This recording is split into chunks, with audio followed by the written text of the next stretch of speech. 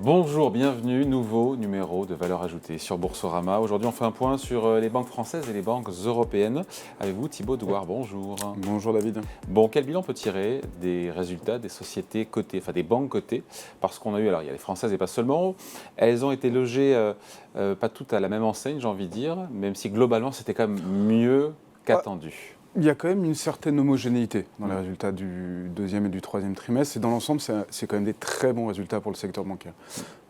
Principalement, je dirais le principal facteur, en fait, ça a été la remontée des taux et l'impact positif sur les revenus d'intérêt.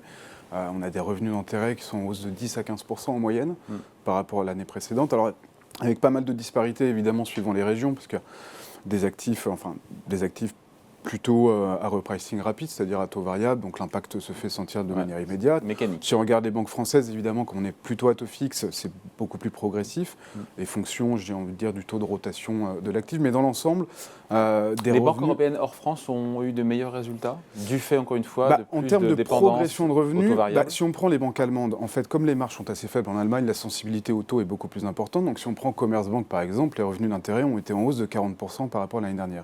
Quand même assez phénoménal. Et sur des volumes, finalement, assez positifs, mais sans explosion. C'est-à-dire que si on regarde les volumes, ça s'est très bien tenu sur les prêts immobiliers résidentiels. On a un bon rebond sur les volumes des prêts aux entreprises. Alors, il y a un effet rattrapage Covid, parce que c'est vrai qu'en 2020, 2021, finalement, avec tous les prêts garantis par l'État, il y avait moins de demandes pour les prêts bancaires, et on a un phénomène, en fait, de remplacement graduel. Sur les commissions, on est resté plutôt stable, ce qui est finalement un bon résultat, parce qu'avec les turbulences de marché, avec la baisse des AUM, c'est pas... Les AUM sont les actifs sous gestion. Les actifs sous gestion, oui, pour les banques qui ont des activités de gestion d'actifs. Pour le coup, on peut dire que les commissions assez stables par rapport à l'année dernière, c'est un bon résultat aussi. La base de coûts est restée, elle aussi, assez modérée, un peu d'inflation salariale, ce qui est normal. Et finalement, la bonne surprise, c'est les provisions. Donc les provisions pour potentiellement... On va parler des provisions. Juste d'abord, sur les banques françaises, là pour le coup, on a vu certaines qui avaient des profits au troisième trimestre en hausse, d'autres en baisse ou en légère baisse. Même si c'est mieux qu'attendu, c'est là où je disais, elles ne sont pas toutes logées à la même enseigne. Je pense aux banques françaises en l'occurrence. Oui, mais alors après, il y a des variations banque par banque qui sont liées, je dirais, à certaines divisions. Vous n'avez pas du tout les mêmes profils en fait. Si on prend une banque comme Société Générale, vous avez beaucoup plus d'activités internationales, en tout cas en proportion dans la partie active. Puis vous avez des activités de banque d'investissement qui n'ont pas du tout forcément les mêmes profils aussi. Mais dans l'ensemble, pour les banques françaises, je trouve que c'est un très bon vintage en termes de résultats. Donc toutes, on comprend, ont profité donc de cette remontée des taux. C'est un peu comme ça met du vent dans les voiles bancaires, des taux plus élevés. Oui, et puis finalement, on tire le bénéfice aussi des 10 années précédentes dans l'environnement de taux bas, où finalement les banques se sont concentrées sur leur baisse de coûts, parce que c'est quasiment la seule chose qu'elles maîtrisaient à l'époque. Et donc on a un levier opérationnel finalement qui est encore plus important aujourd'hui que les taux remontent. Et pour en revenir sur les provisions... c'est intéressant, une provision, c'est pour on met de l'argent de côté. Voilà, exactement. Si jamais un débiteur, un emprunteur était en incapacité à rembourser ses prêts ou ses crédits. Sauf que ces hausses de taux, qui donc sont bénéfiques, s'accompagnent en même temps, parce qu'il y a de l'inflation, d'un ralentissement économique. Qui dit ralentissement économique dit potentiellement des gens qui peuvent perdre leur emploi ou des entreprises qui peuvent ne plus pouvoir rembourser. Donc ça pourrait pousser les banques à mettre plus d'argent de côté, ce qu'on appelle des provisions.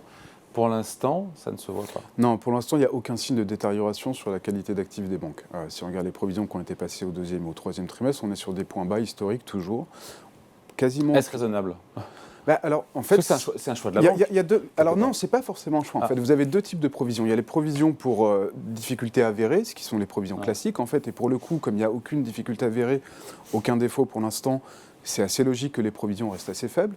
Et ensuite, vous avez les provisions, ce qu'on appelle un peu les provisions préventives. C'est-à-dire qu'en fait, suivant les perspectives de croissance, vous passez des provisions. En fait, si vous pensez que que les conditions macroéconomiques vont se détériorer, que le taux de chômage va augmenter, vous allez passer des provisions collectives. Et ça, c'est discrétionnaire, ça.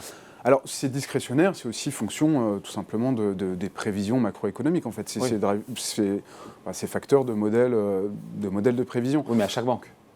à chaque banque, mais disons qu'on ne peut pas non plus sortir Trop de clous. une prévision de croissance de son chapeau. Ça doit être basé sur des faits quand même assez, en tout cas des prévisions assez précises. Et pour le coup, on a vu une légère hausse au troisième trimestre de ces provisions-là, mais c'est tout à fait logique parce que de toute façon, les anticipations de croissance sont en train de se dégrader pour l'année prochaine. Donc ralentissement. Et en même temps, la BCE nous a rappelé que la remontée des taux d'intérêt, Thibault, n'est pas sans risque non plus pour les banques.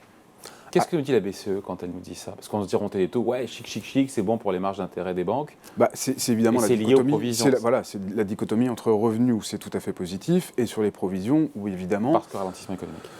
Augmentation potentiellement, alors c'est pas le cas en France parce qu'on est à taux fixe sur les prêts immobiliers, mais il y a pas mal de pays où on est sur taux variable, donc évidemment l'effet se fait ressentir tout de suite pour l'emprunteur, donc c'est augmentation, je dirais, des mensualités, donc évidemment une dégradation potentiellement du revenu disponible de ces emprunteurs-là. Côté entreprise, évidemment, le coût de financement des entreprises va augmenter, on sait que pour les entreprises qui sont un peu liées au secteur de l'énergie ou les entreprises liées au secteur du retail, évidemment, on peut avoir potentiellement une compression des marges et donc un peu plus de difficultés à l'avenir. Maintenant, on a quand même un support étatique qui est toujours présent aussi, sur lequel on peut prendre du confort. On sait que les prix de l'énergie vont être encadrés au moins jusqu'au printemps 2023, donc ça va permettre de passer l'hiver de manière assez sereine, en tout cas pour pas mal d'entreprises, et aussi pour les particuliers. Et puis, on a des bilans aussi qui sont quand même beaucoup plus sains au niveau des banques. Donc, vraiment, pour le coup, on a des chiffres à l'appui. Oui, parce qu'on va rentrer en phase de ralentissement, les banques sont bien armées aujourd'hui. Oui, pour le coup. En termes de capital, on en est persuadé. Liquidité, ça, on en est persuadé. En termes de capital, si vous voulez, on est à peu près, alors, je vais donner quelques chiffres, mais sans rentrer trop dans les détails, mais en termes de capital, on est à 15% et demi de ratio de solvabilité. C'est le plus haut historique. On n'a jamais été aussi élevé en termes de capital excédentaire. En termes de créances douteuses, le taux moyen de créances douteuses au bilan des banques, actuellement, c'est 2%. C'est le plus bas niveau depuis la crise financière de 2008. À côté de ça, on a finalement toutes les provisions collectives qui avaient été passées pendant la période du Covid qui n'ont pas été utilisées. On en avait parlé la dernière fois, il y a toujours 25 milliards inutilisés au bilan des banques, qui peuvent être utilisés pour des provisions à passer à l'année prochaine. En termes de portefeuille immobilier, si on prend une banque comme Lloyds, parce que le marché anglais est assez intéressant sur l'immobilier, parce que finalement, il avait été assez problématique en 2008-2009 ou dans des périodes précédentes. Si on compare la situation à 2007 pour Lloyds, à l'époque, on avait 40% du portefeuille de prêts immobiliers qui avait une loan-to-value supérieure à 80%. Aujourd'hui, c'est 4%. Et la loan-to-value moyenne du portefeuille immobilier est à... ce que c'est. Alors, c'est la valeur de l'emprunt par rapport à la valeur de la maison. Exactement. Et donc, on est à 45% en moyenne maintenant pour Lloyds, avec seulement 2% des prêts qui ont une loan-to-value supérieure à 80%. Donc, on n'est pas du tout sur les mêmes bilans qu'on avait à l'époque. Et si on se projette sur 2023, qui va arriver vite, on se dit qu'il y a quand même beaucoup d'incertitudes, mais il n'y a pas de catastrophe a priori, c'est ça? Non, c'est exactement ça. En fait, c'est-à-dire que si on veut essayer de prévoir les résultats bancaires l'année prochaine, le problème, c'est qu'on a une incertitude macro qui nous donne finalement une variété de possibilités. C'est récession ou pas? C'est quel niveau, quel degré de récession? Alors, ce qui est certain, c'est que les revenus vont continuer à être tirés par les taux. De toute façon, parce qu'on a seulement une hausse des taux, graduelle des taux qui a été prise en compte, mais on a encore des augmentations de taux de la part de la BCE.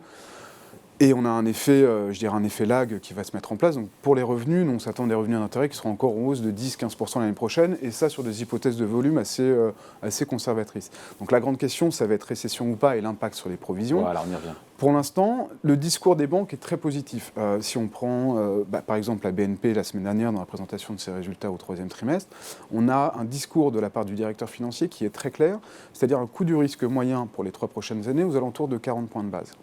Qu'est-ce que ça veut dire 40 points de base? C'est simplement une légère augmentation par rapport au coût du risque historique moyen de la BNP qui est 30-35 points de base. Donc, pas de catastrophe du tout. On a un commitment assez clair, aucun signe de détérioration, des provisions préventives déjà au bilan. Et finalement, même si, dans un cas de récession assez sévère, nous, ce qu'on pense, c'est que le coût du risque moyen pour le secteur devrait plutôt, dans un cas de récession sévère, être aux alentours de 60 points de base. C'est à comparer à 80-85 points de base en 2020 pendant le Covid, c'est à comparer à 110-120 points de base dans la période 2011-2013, crise souveraine. Parce que ces 25 milliards de provisions, c'est déjà 20 points de base de coût du risque qui sont déjà au bilan et qui peuvent être utilisés, parce qu'on a encore à peu près 5-10%, suivant les pays, de prêts qui sont encore sous garantie d'État depuis le Covid. Généralement, c'est les prêts les plus problématiques, et la première perte sera à l'État, donc c'est des provisions en moins à passer pour les banques. Et comme je le disais, on a des bilans qui sont beaucoup plus sains. Donc pour le coup, aucune catastrophe. Maintenant, en termes de prévision de résultats, si on est dans un scénario assez rose, on a juste un ralentissement de croissance, pas de récession ou alors très brève et indolore, on a des résultats a priori qui pourraient être en hausse de 5-10% l'année prochaine par rapport au niveau de 2022. Ensuite, en fonction de la sévérité de la récession, nous, dans un scénario de récession, je dirais, limité, mais actuel, on pense que le coût du risque va plutôt être aux alentours de 45-50 points de base. Et dans un cas de scénario de récession sévère, donc je disais 60 points de base, ça veut dire en fait une baisse des résultats entre 10 et 20-25% par rapport à 2022. Alors quand même, mais ça c'est dans un cas de récession sévère, et c'est à comparer finalement aux précédentes périodes récessionnistes où les profits étaient plutôt en baisse de 50% à l'époque, dans ces périodes-là. Et c'est ce qui fait qu'aujourd'hui, parce qu'on manque de visibilité là-dessus, sur cette variabilité, finalement, les résultats peuvent faire plus 20 ou moins 20, ça fait quand même 40 points d'écart, que je pense aux banques françaises, mais pas seulement, elles perdent 20% en bourse depuis le début de l'année. Donc on se dit quoi? On se dit, voilà, qu'est-ce qui est pricé? Est-ce que quand on regarde les PER, les ratios cours sur bénéfice, ça vaut quasi, ça vaut pas grand-chose, les banques? On se dit quoi? On se dit, est-ce que c'est attractif ou est-ce que ça reste cher parce que on ne sait pas ce qui va se passer l'année prochaine? J'ai envie de dire un petit peu des deux en fait. Ouais. C'est-à-dire qu'à court terme, on reste assez prudent. Ouais, je n'aide pas beaucoup là-dedans, mais en fait à court terme, on pense qu'il y a quand même, un peu de volatilité à venir. Comme je disais, pour l'instant, dans les prévisions de résultats 2023, on est sur un scénario macroéconomique assez sympathique. On pense qu'il y a des dégradations de prévisions de résultats à venir parce qu'on pense que la récession est quasiment inévitable pour l'année prochaine. Donc finalement, quand on regarde les ratios PER ou autres, ils semblent attractifs aujourd'hui. Post-révision, ils seraient de retour à la moyenne historique. Donc on n'est pas sur des valorisations qui sont démentielles, elles sont plutôt sympas. Dans les potentiels facteurs de volatilité, on sait que la BCE se montre aussi de plus en plus prudente sur les distributions. En fait, en 2020-2021, on avait eu des restrictions sur les dividendes. Comme on n'a eu aucun défaut, on a eu des résultats assez bons pour les banques et donc une accumulation de capital, d'où en fait les coussins qu'on a actuellement. Les banques avaient prévu de distribuer, d'ailleurs 2022 c'est une grosse année de distribution, que ce soit en termes de dividendes ou de share buyback. Là, le discours de la BCE, on ne va pas revenir sur une période comme 2001, on n'aura pas un ban indiscriminé sur les dividendes bancaires, mais on va avoir une BCE qui va se montrer un petit peu plus prudente, notamment sur tout ce qui est share buyback, en disant on a de l'incertitude, rachat d'actions, on a de l'incertitude macroéconomique, on ne sait pas encore l'ampleur de l'impact sur les bilans bancaires, donc on va vous demander de lever un petit peu le pied de l'accélérateur, garder ce capital excédentaire, ça peut être 1 an, ça peut être 2 ans, mais au moins on passe... Donc prudent à court terme et plus positif moyen terme. Oui, parce qu'on est persuadé, comme je disais, que les banques vont très très bien passer cet épisode, même si on a une récession sévère.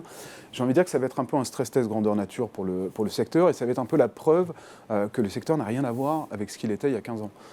Et que justement, comme il est beaucoup plus sain, comme il est mieux encadré, mieux régulé, mieux capitalisé, il peut passer des chocs macro sans encombre. Et une fois qu'on aura plus de visibilité, parce que finalement ce que n'aiment pas les marchés c'est l'incertitude, mais une fois qu'on a vraiment un peu plus de visibilité sur la macro, sur l'impact sur les bilans, ce capital excédentaire, il ne va pas être détruit, il sera toujours là et il va être distribué. Donc finalement, on a des perspectives à moyen long terme qui sont assez favorables et au niveau de valorisation actuelle, on peut prendre quand même pas mal de confort. Donc prudence à court terme, mais sur un horizon de 3-5 ans, je pense qu'on est quand même sur des niveaux assez attractifs. Bon. Après, pour les investisseurs un petit peu plus prudents, il y a, je dirais, un segment en fait, de marché qui est hyper intéressant actuellement et qui est beaucoup moins risqué, en tout cas beaucoup moins volatile, c'est le crédit bancaire en fait. On a une Donc elle est non pas sur les actions bancaires, mais sur les obligations émises par les banques. Oui, parce que finalement, ce qui s'est passé cette année avec la remontée des taux, on a eu quand même des corrections sur le marché du crédit dans son ensemble qui ont été assez phénoménales. On sait que le crédit investment grade a baissé quasiment de 20% cette année, c'est la plus faible performance ever, je pense. Oui, ever. Sur les subordonnés bancaires, on a à peu près la même chose, on a moins 20%. Sur les seniors bancaires, c'est moins 15, moins 20. Et en fait, on a des niveaux de rendement embarqués qui sont très importants. On a par exemple un marché primaire qui se trouve sur les seniors bancaires. Les banques émettent en fait entre 6-7% sur des seniors à 5 ans. Donc, seniors, c'est quand même un instrument assez peu risqué, très très bien noté. C'est des rendements qu'on n'avait pas vu depuis extrêmement longtemps. Et en termes de prime de risque, on a aussi eu un écartement assez significatif cette année. Donc on pense qu'il y a beaucoup plus de mauvaises nouvelles en fait dans les prix côté crédit qu'il n'y en a côté equity. Donc ce serait plus intéressant d'aller via les obligations que via les actions. Disons qu'il y a plus de certitude et les niveaux actuels sont vraiment très très intéressants. En fait, les niveaux de financement senior sont quasiment supérieurs aux dividend yield actuellement sur les actions bancaires. Ça se regarde. Bah oui, je pense. Allez, merci beaucoup. Explication signée Thibaut Douard pour Tikeo Capital. Merci. Merci David. Et Valeur Ajoutée revient très rapidement sur Boursorama.